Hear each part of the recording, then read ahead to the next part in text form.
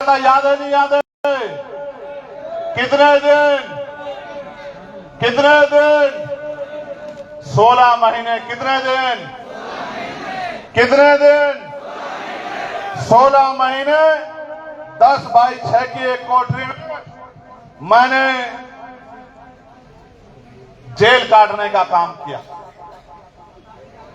पैर फैलाता था तो दीवार में अड़ जाते थे, वही खाना वही इशारे पे किस तरह गरीबों को जेल में ठूसते गया, अभी कोई सुनने वाला नहीं। मैंने लोगों को मरते देखा जेल में, मैंने सिस्टम को करीब से देखा। फिर जब मैं जेल से बाहर आया, आंदोलन में चला आया, फिर दिल्ली में गुरु घर तोड़ दिया गया, 5 लाख लोग बैठ गए। अकेला चंद्रशेखर आजाद जमा मस्जिद की सीढ़ियों पर चला गया अपने साथियों के साथ और कहा कि इस देश में एनआरसी लागू नहीं होने देंगे, इस देश को एनआरसी से बचाने का काम करेंगे। जब मैं दिल्ली में बंद था, जब मुझे गिरफ्तार किया गया, जितनी मेरी शरीर में हड्डियां नहीं उससे ज्यादा लाठियां मुझे पीटा गया। कोई हड्डी मेरी ऐसी होगी जिस पर लाठी, मेरे पैरों के नखून खींच लिए गए। बनी, डरा नहीं, दबा नहीं, झुका नहीं, रुका नहीं, तो 4 गोलियां चलाई गई। एक गोली यहां लगी, फिर भी महापुरुषों के आशीर्वाद से, मां बहनों के आशीर्वाद प्यार से, आप भाइयों के सहयोग से फिर बच गया। अब उनको ये पता लग गया कि ये मरने वाला नहीं, इसका जन्म मरने के लिए नहीं हुआ है, इसका जन्म कुछ करने के लिए हुआ है और ये इसको रोकना आसान नहीं है। इसको दुनिया में आना जाना खराब होता है। आज मैं आपको अपना लक्ष्य बता देना चाहता हूं। किसी का लक्ष्य होता है कि इसको प्रधानमंत्री बनना है, किसी का लक्ष्य होता है उसको मुख्यमंत्री बनना है, किसी का सांसद विधायक मंत्री बनना है, किसी का IAS IPS बनना है। और मेरा एक ही लक्ष्य है कि जब तक इस देश में समानता नहीं आती, जब तक इस देश के गरीब भूखे समाज को मान सम्मान का जीवन नहीं मिलता, जब तक इस देश में गरीब वर्ग पे और इस देश की महिला पर अन्याय अत्याचार नहीं रुकता, यानी कि जब तक संविधान का राज पूर्ण रूप से स्थापित नहीं होता, तो स्वाभिमान सम्मान का और इज्जत का जीवन नहीं मिलता, तब तक चंद्रशेखर आजाद मरेगा नहीं। मेरी बात को अभी याद रखिए। प्यारे साथियों, बाबा साहब अम्बेडकर ने कहा था जीवन जीना कोई बड़ी बात नहीं है, बड़ी बात है स्वाभिमान सम्मान से जीना।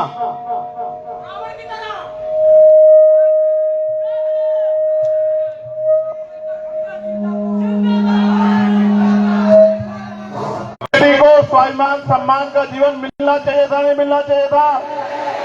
क्या उस परिवार को न्याय मिलना चाहिए, नहीं मिलना चाहिए? बिल्कुल मिलना चाहिए। अभी जब आप यहां से निकलोगे तो देखना, सागर में मध्य प्रदेश में एक लड़के को कुल्हाड़ी से काट काट के मार दिया 6 लोगों ने। उसके परिवार ने अंतिम संस्कार नहीं किया।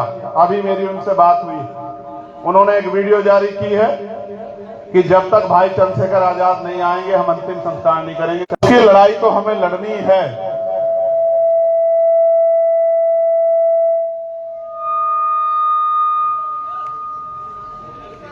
लेकिन जो जीवित लोग हैं उनकी लड़ाई भी हमें लड़नी है। इसलिए मैं आज वहां नहीं गया।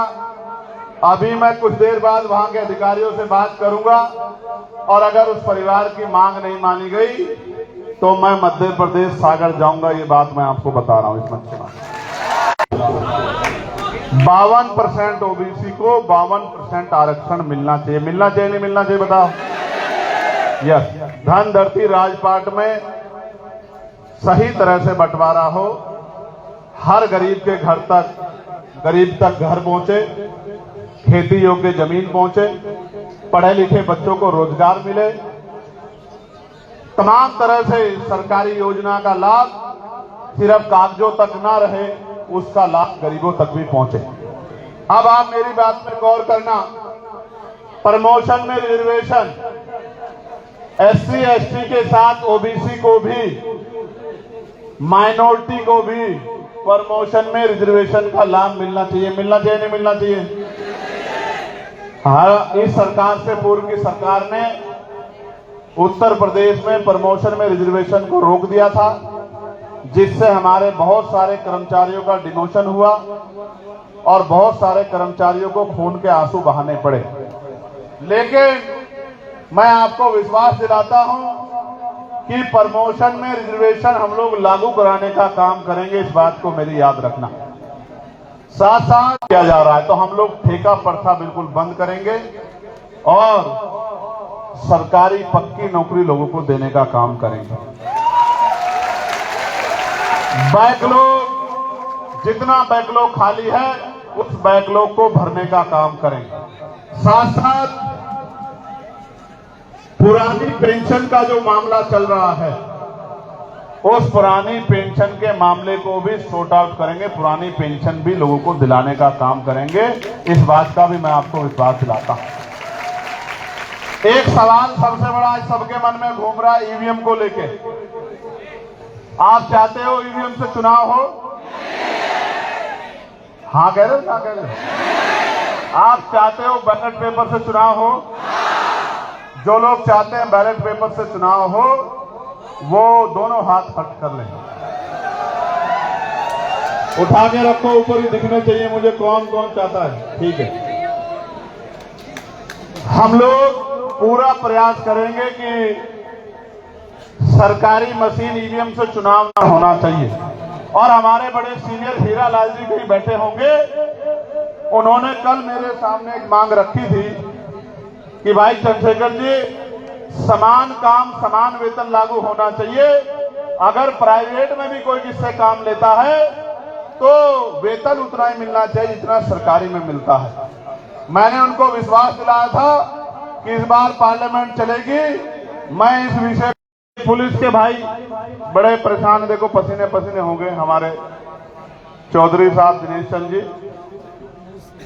इनकी लड़ाई कोई नहीं लड़ता, सब इनसे नाराज रहते हैं, झगड़ते रहते हैं। और कुछ इनको मिला नहीं मिला, सोने को मिला नहीं मिला, खाने को मिला नहीं मिला, बैठने को मिला, कोई नहीं पूछने वाला। इसलिए मैंने पार्लियामेंट में, जबकि इन्होंने मुझे कई बार जेल भेजा,